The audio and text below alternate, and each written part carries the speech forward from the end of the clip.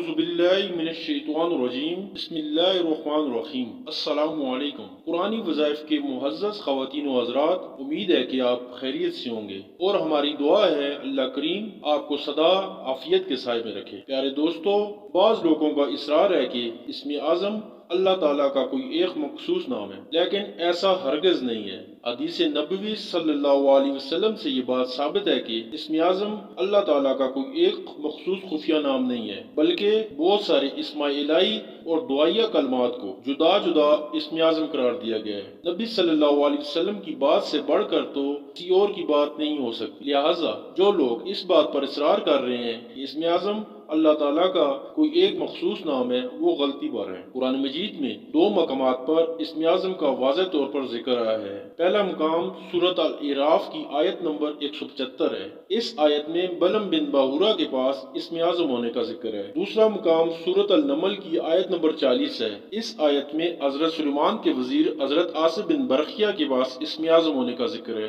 ان دونوں آیات میں یہ تو بتا دیا گیا ہے کہ ان دونوں حضرات کے پاس کتاب کا علم یعنی اسم اعظم تھا، جس کی برکت سے وہ اپنی دعائیں قبول کرواتے اور کئی طرح کے کرامات دکھاتے۔ لیکن وہ کون سا اسم اعظم ہے، اس کے بارے میں آج ہم آپ کو بتانے جا رہے ہیں، تاکہ آپ بھی اس اسم اعظم سے فائدہ حاصل کر سکیں، اس کو پڑھ کر دعائیں مانگ سکیں، نصیب بدل سکیں۔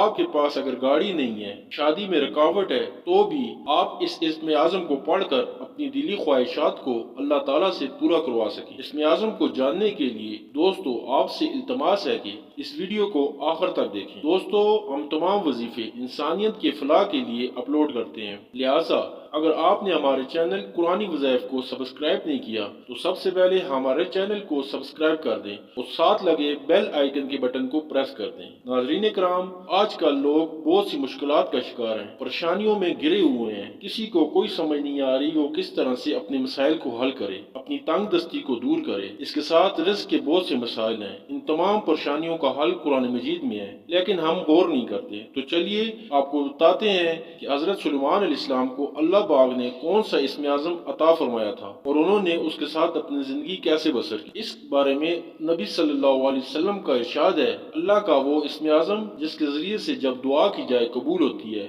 وہ قرآن مجید کی ان تین صورتوں میں ہے، سورۃ البقرہ، سورۃ آل عمران اور سورۃ طٰہٰ۔ ان تین صورتوں کے مطالعے سے پتہ چلتا ہے وہ اسم اعظم کون سا ہے۔ خود حضرت سلیمان علیہ السلام کے پاس کون سا اسم اعظم تھا۔ اسم اعظم کا کسی نااہل کو پتہ چل بھی جائے تو وہ اس سے کسی کو نفع یا نقصان نہیں پہنچا سکتا۔ اسم اعظم میں نفع یا نقصان پہنچانے کی جو تاثیر ہوتی ہے وہ اللہ تعالیٰ کا ایک بہت بڑا انعام ہوتا ہے، جو کہ اللہ تعالیٰ اپنے محبوب اور خاص بندوں کو ہی عطا فرماتے ہیں۔ جتنا زیادہ کوئی بندہ اللہ کی اطاعت اور فرمانبرداری کرتا ہے، اسی کے حساب سے اسے اسم اعظم کی قوت اور تاثیر عطا کی جاتی ہے۔ جو لوگ قرآن مجید، اسماء الہی اور تصوف روحانیت میں شرف رکھتے ہیں، ابن ماجہ میں ایک حدیث ہے، رسول اللہ صلی اللہ علیہ وسلم نے فرمایا، سلیمان بن داؤد کی والدہ نے ایک دفعہ نصیحت فرمائی، بیٹا رات بھر سوتے ہی نہ رہا کرو، اس لیے کہ رات کے اکثر حصے کو نیند میں گزارنا انسان کو قیامت کے دن اعمال خیر سے محتاج بنا دیتا ہے۔ اللہ تعالیٰ نے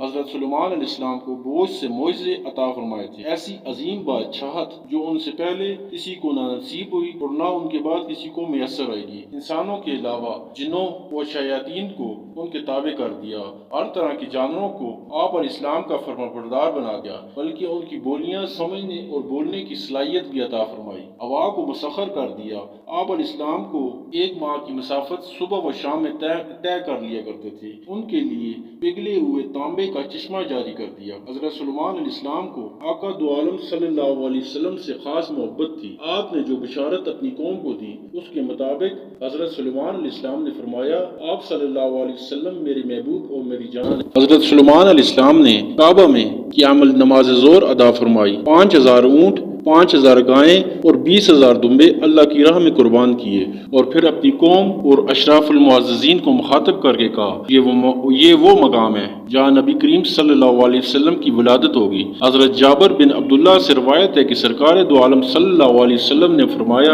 حضرت سلیمان بن داؤد علیہ السلام کی انگوٹھی کے نگینے میں لا الہ الا اللہ محمد رسول اللہ نقش تھا۔ سرکار دو عالم صلی اللہ علیہ وسلم نے فرمایا کہ ان کی انگوٹھی کے نگینے کا رنگ آسمانی تھا، اس پر کلمہ کلمہ پاک لکھا ہوا تھا۔ حضرت سلیمان علیہ السلام سرکار دو عالم صلی اللہ علیہ وسلم کے نام والی انگوٹھی ہاتھ میں پہن کر امور سلطنت اچھے طریقے سے چلاتے تھے، اور جب یہ انگوٹھی ان کے پاس نہ ہوتی تھی تو دل کو سکون و اطمینان نہ ہوتا۔ اور دوستو، یہی وہ اسم اعظم تھا جو حضرت سلیمان علیہ السلام کے پاس تھا، تو ہم بھی اس سے فائدہ اٹھا سکتے ہیں۔ آپ نے کرنا کیا ہے کہ آپ نے روزانہ 7 مرتبہ یہ اسم اعظم لا الہ الا اللہ محمد رسول اللہ پڑھنا ہے، اور اس کے بعد اول و آخر 3 مرتبہ درود ابراہیمی کو پڑھنا ہے تاکہ اس کی برکت اور فضیلت زیادہ ہو جائے۔ اس کے بعد دوستو، آپ نے اللہ تعالیٰ کے حضور دعا مانگنی ہے، اپنے نصیب کی، اپنے مشکلات کی، اپنی پریشانیوں کی۔ اگر کسی کے پاس گاڑی نہیں ہے، روزگار نہیں ہے، گھر نہیں ہے، یا کسی کی شادی میں کوئی رکاوٹ ہے، کسی بھی قسم کے مسائل ہیں، تو وہ